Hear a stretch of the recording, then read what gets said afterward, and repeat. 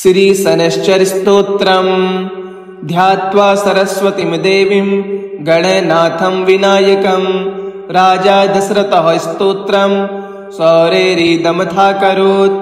दशरथ उवाच नमः कृष्णाय नीलाय सितिकण्ठनिभाय च नमो नीलमयूखाय नीलोत्पलनिभाय च नमो निर्मांसदेहाय दीर्घसंश्रुजटाय च नमो विशालनेत्राय शुष्कोदरभयानक नमः परशगात्राय स्थूलरोमाय वै नमः। नमो नित्यं सुधार्ताय नित्यतृप्ताय वै नमः। नमः कालाग्निरूपाय कृतान्तक नमोऽस्तुते। नमस्ते कोटिराक्षाय दुर्निरीक्षाय वै नमः। नमो घोराय रौद्राय विभीषणाय करालिने नमस्ते सर्वभक्ष्याय वलिमुख नमोस्तुते। सूर्यपुत्र नमस्तेस्तु भास्करे भयदायक अधोदृष्टे नमस्तुभ्यं वपुश्याम नमोस्तुते। नमो मन्दगते तुभ्यं निस्त्रिंसाय नमो नमः। तपसा दग्धदेहाय नित्यरोगरताय च नमस्ते ज्ञाननेत्राय काश्यपात्मजसूनवे। तुष्टो ददासि वैराज्यं रुष्टो हर्षितश्यणात् देवासुरमनुष्याश्च पशुपक्षी सरिसर्पः तव्या विलोकितासौरे दैन्यमासु व्रजन्ति च। ब्रह्मा शक्रो यमश्चैव ऋषयः सप्ततारकाः राजभ्रष्टाश्च ते सर्वे तौ दृष्ट्या विलोकिताः। देवानगरग्रामस्य दीपाश्चैवादयस्तथा रौद्रदृष्टा तु ये दृष्टाः क्षयं गच्छन्ति तत्क्षणात्। प्रसादं कुरु मे शौरे वरार्थेऽहं तवाश्रितः। शौरे शंशवापराधं सर्वभूतहिताय च। ध्यात्वा सरस्वतीं देवीं गणनाथं विनायकं राजा दशरथः स्तोत्रं सौरेरिदमथाकरोत्। दशरथ उवाच नमः कृष्णाय नीलाय सितिकण्ठनिभाय च नमो नीलमयूखाय नीलोत्पलनिभाय च नमो निर्मांसदेहाय दीर्घसंश्रुजटाय च नमो विशालनेत्राय शुष्कोदरभयानक नमः परशगात्राय स्थूलरोमाय वै नमः। नमो नित्यं सुधार्ताय नित्यतृप्ताय वै नमः। नमः कालाग्निरूपाय कृतान्तक नमोऽस्तुते। नमस्ते कोटिराक्षाय दुर्निरीक्षाय वै नमः। नमो घोराय रौद्राय विभीषणाय करालिने नमस्ते सर्वभक्ष्याय वलिमुख नमोस्तुते। सूर्यपुत्र नमस्तेस्तु भास्करे भयदायक अधोदृष्टे नमस्तुभ्यं वपुश्याम नमोस्तुते। नमो मन्दगते तुभ्यं निस्त्रिंसाय नमो नमः। तपसा दग्धदेहाय नित्यरोगरताय च नमस्ते ज्ञाननेत्राय काश्यपात्मजसूनवे। तुष्टो ददासि वैराज्यं रुष्टो हर्षितश्यणात् देवासुरमनुष्याश्च पशुपक्षी सरिसर्पः तव्या विलोकितासौरे दैन्यमासु व्रजन्ति च। ब्रह्मा शक्रो यमश्चैव ऋषयः सप्ततारकाः राजभ्रष्टाश्च ते सर्वे तौ दृष्ट्या विलोकिताः।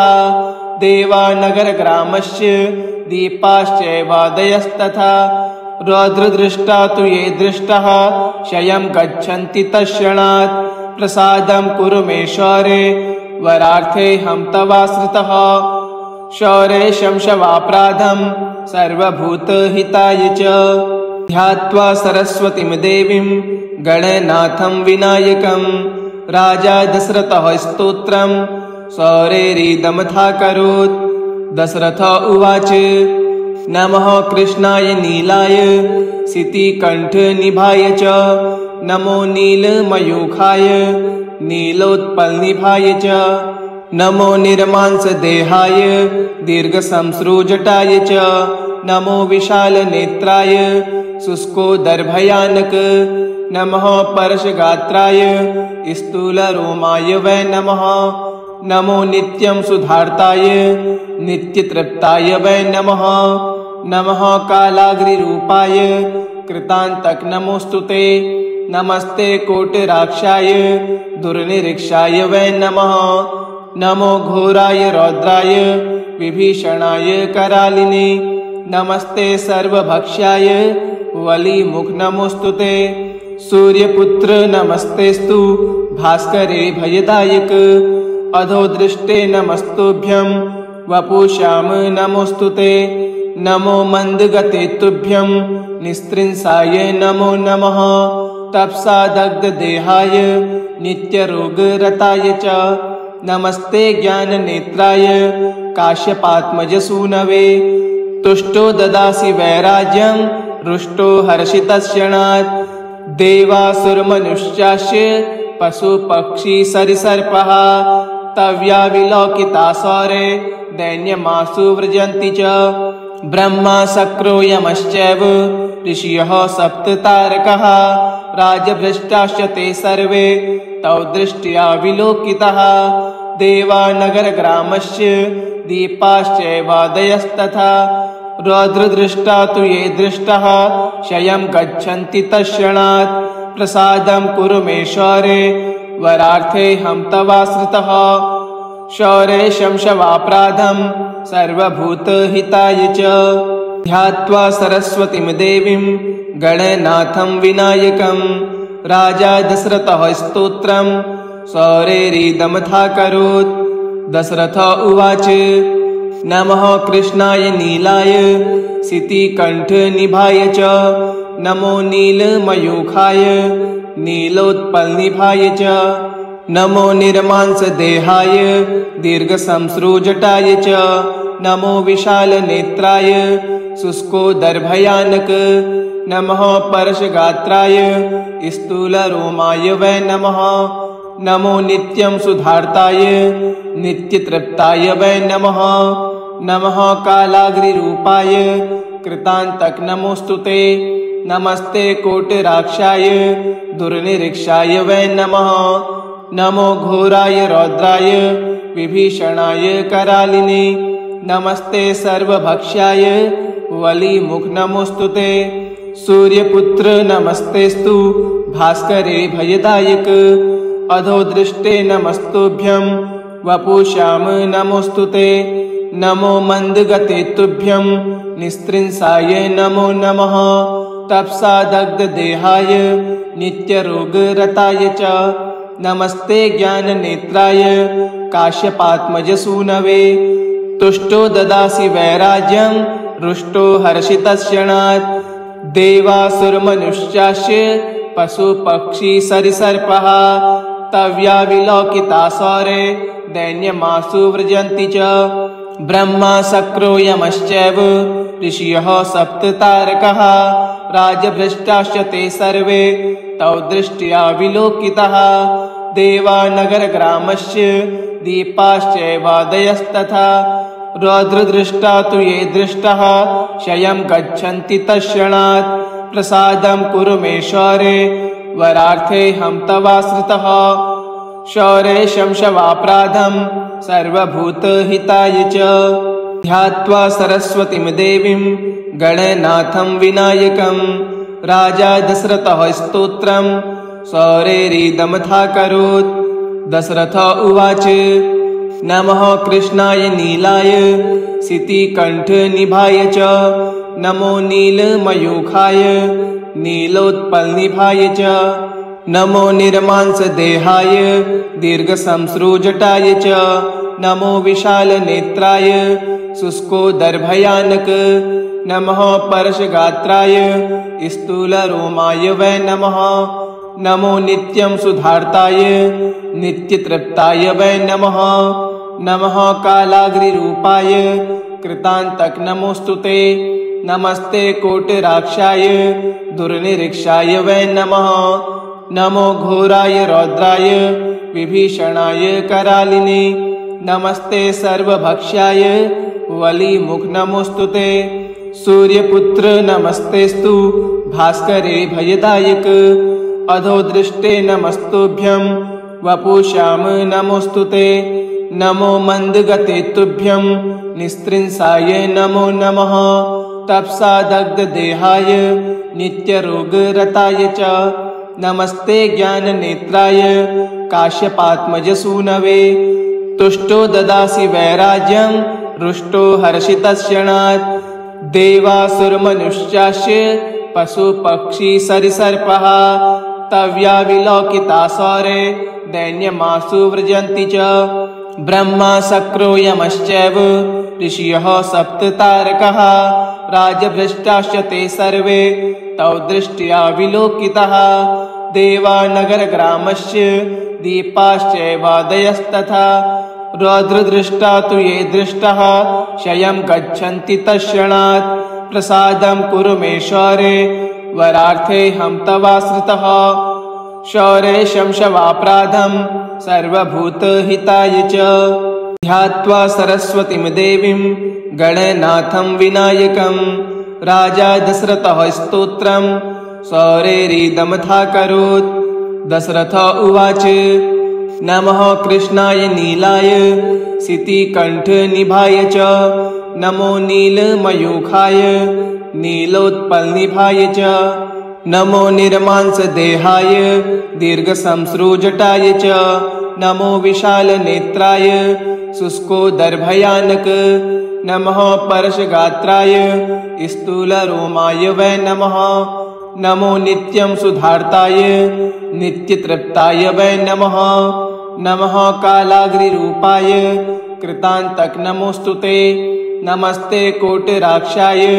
दुर्निरीक्षाय वै नमः नमो घोराय रौद्राय विभीषणाय करालिने नमस्ते सर्वभक्ष्याय वलिमुख नमोस्तुते सूर्यपुत्र नमस्तेस्तु भास्करे भयदायक अधो दृष्टे नमस्तुभ्यं वपुष्याम नमोस्तुते नमो मंदगते तुभ्यं निस्त्रिंसाय नमो नमः तपसा दग्ध देहाय नित्यरोगरताय च नमस्ते ज्ञाननेत्राय काश्यपात्मजसूनवे तुष्टो ददासि वैराज्यं रुष्टो हर्षितश्यणात् देवासुरमनुष्याश्च पशुपक्षी सरिसर्पः तव्या विलोकितासौरे दैन्यमासु व्रजन्ति च ब्रह्मा शक्रो यमश्चैव ऋषयः सप्ततारकः राजभ्रष्टाश्च ते सर्वे तौ दृष्ट्या विलोकितः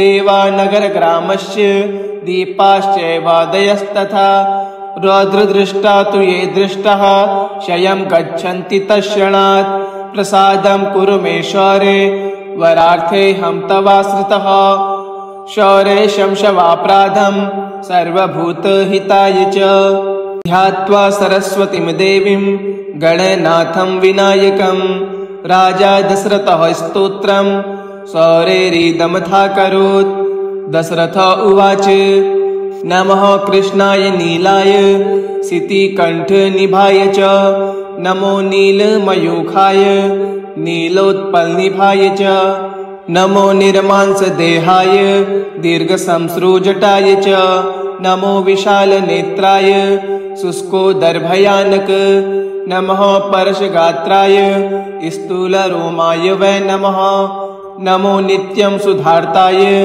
नित्यतृप्ताय वै नमः नमः कालाग्निरूपाय कृतान्तक नमोस्तुते नमस्ते कोटिराक्षाय दुर्निरीक्षाय वै नमः नमो घोराय रौद्राय विभीषणाय करालिने नमस्ते सर्वभक्ष्याय वलिमुख नमोस्तुते सूर्यपुत्र नमस्तेस्तु भास्करे भयदायक अधो दृष्टे नमस्तुभ्यं वपुष्याम नमोस्तुते नमो मंदगते तुभ्यं निस्त्रिंसाय नमो नमः तपसा दग्ध देहाय नित्यरोगरताय च नमस्ते ज्ञाननेत्राय काश्यपात्मजसूनवे तुष्टो ददासि वैराज्यं रुष्टो हर्षितश्यणात् देवासुरमनुष्याश्च पशुपक्षी सरिसर्पः तव्या विलोकितासौरे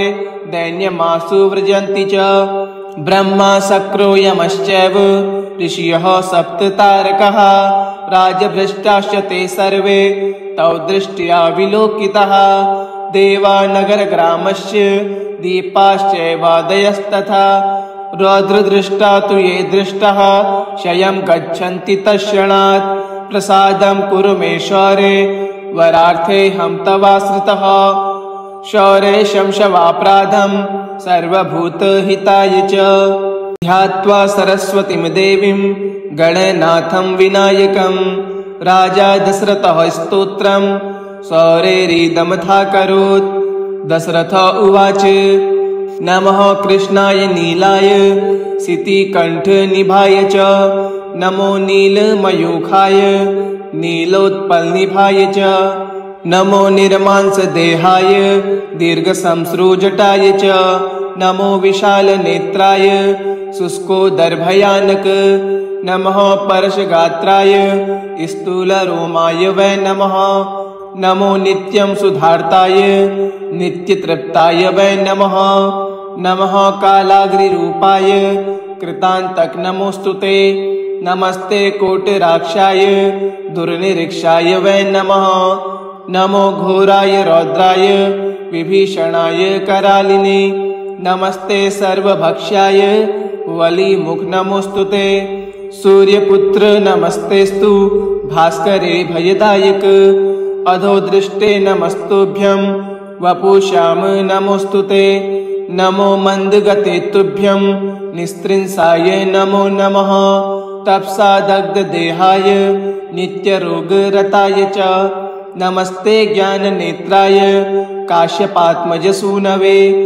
तुष्टो ददासि वैराज्यं रुष्टो हर्षितश्यणात्। देवासुरमनुष्याश्च पशुपक्षी सरिसर्पः तव्या विलोकिता शौरे दैन्यमासु व्रजन्ति च।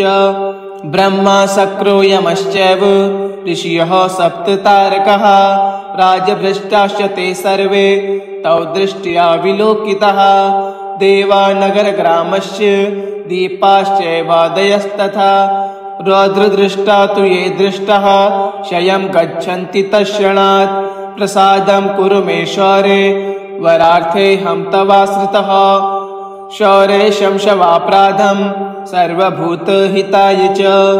ध्यात्वा सरस्वतीं देवीं गणनाथं विनायकं राजा दशरथः स्तोत्रं शौरेरिदमथाकरोत्। दशरथ उवाच नमः कृष्णाय नीलाय सितिकण्ठनिभाय च। नमो नीलमयूखाय नीलोत्पलनिभाय च। नमो निर्मांसदेहाय दीर्घसंश्रुजटाय च। नमो विशालनेत्राय शुष्कोदरभयानक। नमः परशगात्राय स्थूलरोमाय वै नमः। नमो नित्यं सुधार्ताय नित्यतृप्ताय वै नमः। नमः कालाग्निरूपाय कृतान्तक नमोऽस्तुते। नमस्ते कोटिराक्षाय दुर्निरीक्षाय वै नमः। नमो घोराय रौद्राय विभीषणाय करालिने। नमस्ते सर्वभक्ष्याय वलिमुख नमोऽस्तुते। सूर्यपुत्र नमस्तेस्तु भास्करे भयदायक। अधोदृष्टे नमस्तुभ्यं वपुषाम नमोऽस्तुते। नमो मन्दगते तुभ्यं निस्त्रिंसाय नमो नमः। तपसा दग्धदेहाय नित्यरोगरताय च। नमस्ते ज्ञाननेत्राय काश्यपात्मजसूनवे। तुष्टो ददासि वैराज्यं रुष्टो हर्षितश्यणात्। देवासुरमनुष्याश्च पशुपक्षी सरिसर्पः तव्या विलोकिता शौरे दैन्यमासु व्रजन्ति च। ब्रह्मा शक्रो यमश्चैव ऋषयः सप्ततारकः राजभ्रष्टाश्च ते सर्वे तौ दृष्ट्या विलोकितः। देवानगरग्रामस्य दीपाश्चैवादयस्तथा रौद्रदृष्टा तु ये दृष्टः क्षयं गच्छन्ति तत्क्षणात्। प्रसादं कुरु मे शौरे वरार्थे हम तवाश्रितः। शौरे शंशवापराधं सर्वभूतहिताय च। इति श्री दशरथकृत श्री शनिस्तोत्रम् सम्पूर्णम्। ओम शनैश्चराय नमः।